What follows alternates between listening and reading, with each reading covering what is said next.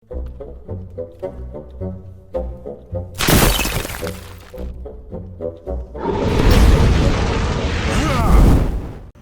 everybody, it's Riffraff Hornhelm back again with another presentation for the Dwarven Vault, and today we have another extended fail tale. This has more to do with the, Grandma's very bad day. It's part of that same dungeon, same adventure, and involves the same cast of characters, though it's much later in the dungeon, close to the end. We'll share with you what happened back at that time. This one's a bit shorter than the last one, but I think you'll enjoy it. I know it brings back pleasant memories for the players involved. So, without further ado, we shall set forth.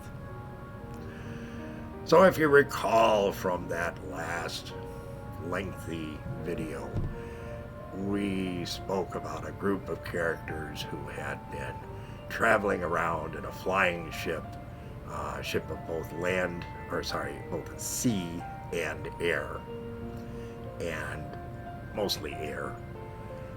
And of course, they had already gone through some adventures. There's more that aren't being talked about today, but near the end of the dungeon, they had taken all the items they were supposed to take from the various main, headquarters, main castle of that particular giant type. So they had gone to the cloud giants, the storm giants, the hill giants, the ice giants, the fire giants. They had gone everywhere. And eventually, they came back to the fair town of Otterhaven. And this was a pretty good-sized town, city. And this city was one where they had spent a great deal of time. Through several adventures, their budding party at that time had made it to this city and found that in order to get employment, they had to be guild members. So each of them had gone through guild training and had become guild members, and so they actually had some standing in the town. This was before they went off on the adventure. But they also had a base of operations that they could work for in this town. And that was a beautiful house just off the main square where they had, I'm not even sure if they leased or purchased. I think they leased the house and were hanging out there. And at this point, they had just gotten back from their journey. The flying ship had deposited them back in Otterhaven. They went back to their beautiful town home that they had here on the square, or just off the square. And they had made contact with the group that had more or less contracted them to do this job, and turned over the items to them, and they were hanging out in the town home and enjoying the good life, drinking lots, having good food, when suddenly something very odd started to happen. Rocks came from nowhere and landed in the town, like as big or bigger than catapult rocks. And the townspeople, when they looked out, at first they couldn't see anything. But then in the distance, they saw something coming. And as they came, they were pitching these rocks huge distances. And it was giants. An army of giants. How many? At least 100. But many giants. And the biggest amongst them were throwing rocks at the town as they came, and they bellowed the names of the party members. They had found out through magic who had been stealing from them, and using more magic had tracked them down to this very town. And the giants now were throwing huge boulders, smashing into the town.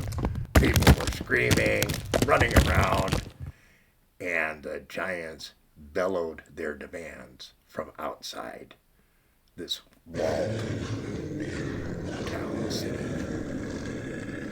And the demand was for them to surrender these people, to kick them out, so that the giants could seek justice upon them.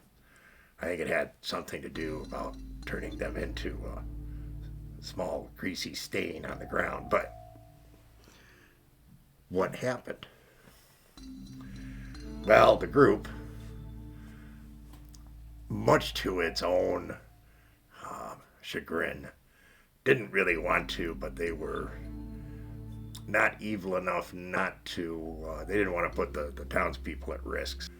So the group came out and stood in front of this big walled town, came out and stood several hundred paces away from the gates. Out in front were these giants of all sizes were standing, angry looking, but yet pleased to have seen that they had gotten the attention of the townsfolk and that their victims were right before them. So our intrepid adventurers had nothing to do but fight. And all of them pulled out their weapons, and one of them remembered a very special device he had been given. And he pulled it out. Oh, not that. He pulled out the mighty bugle of battle. Now, this was a special device that when you blew it, you had to roll percentiles. And the percentiles would tell you what the actual effects of the bugle of battle would be. In that list of options was 1 at a 2% chance you're going to get 99 or 100. And on 99 or 100, it would summon up to and including 10,000 people who were closest to you at that time. Behind you, not in front of you.